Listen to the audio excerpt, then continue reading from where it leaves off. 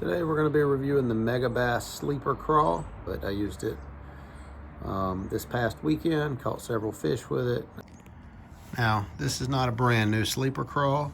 As you can see, there's no labeling or anything on it. This is how it comes in the package, minus the, Megabass Sleeper Craw paper on it. I'm going to go ahead and open this thing up. There's our little clamshell opened up. And I do recommend you keep this hard plastic here, because when you get done using the lure, if you don't break your line or a fish takes it or whatever, you're going to want to store this guy in its plastic clamshell. And you can hook these two pieces together and it'll stay put. You'll just have to pull the staples that come in it out, and then you can reseal this guy in its original package. 5/8 of an ounce, just a couple inches long. It's a pretty good crawfish size. I mean, if you were eating this crawfish, it'd be kind of small. But as far as a fish eating it, I think it's a pretty good size. If you've ever caught bass with crawfish in their mouth, this is kind of about the size you get.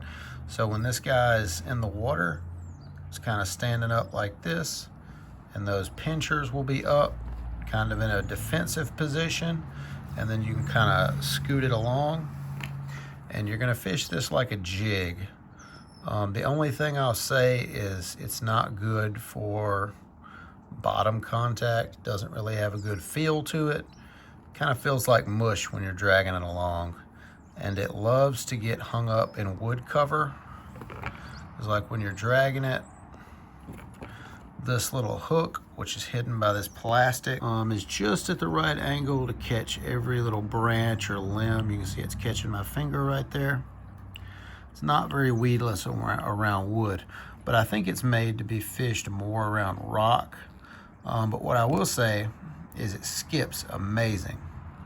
So you can take this thing and skip it. I'm going to show some footage of it being skipped.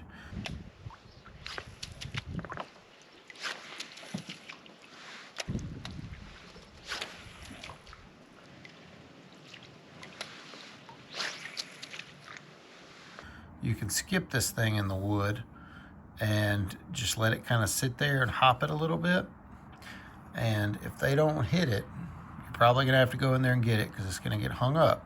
But if there's a fish in there, they'll usually hit it. And whenever they thump it, they do thump it like a jig.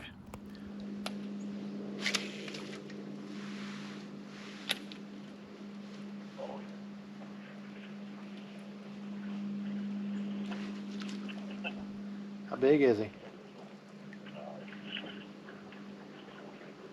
Oh, got another one. Get back. Oh, that's back. What is that? Oh, yeah, back. Yeah, it's pretty good size. Pretty good size. Oh, yeah. Fell right out. That's a good fish. I'm gonna let this guy go. That's a good one. Okay, and when they thump it, this hook in here seems like about a 2/0. They call it a 3/0, but it seems more like a 2/0 to me. It's pretty small, not very big. I found that whenever they hit it, I would set the hook, and sometimes they would pop off. Sometimes I would catch them. It seemed like it had about a 50% hookup ratio. Part of that was probably my fault. But if they didn't get the hook and it just kind of come loose, a lot of times I could throw it back in there and the fish would come back and hit it. I'm assuming it was the same fish. I caught some decent little bass with this. So this is it, Megabass Sleeper Craw. These things cost like 10 bucks. And I've heard some people have trouble with the claws coming off and having smaller fish tear the claws off.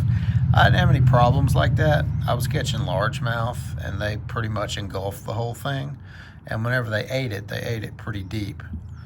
I don't think I'm gonna have too much problems with anything tearing the claws off, at least not in the winter time, which is what it is now. I could see a pickerel chomping it whenever I set the hook, getting pickereled, as I like to say, where they cut the line on you. But it definitely gets bit. Definitely gets bit, and it's a good looking bait. I mean, it looks pretty pretty close to a crawfish, I would say. It says Megabass right there.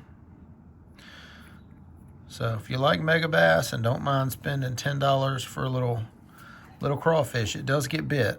I'm going to keep throwing it probably until I lose it. I don't know how many of them I'm going to buy, but they do get bit. I would say in the winter time, you know, if you don't want to move your bait around too much, maybe give this guy a go.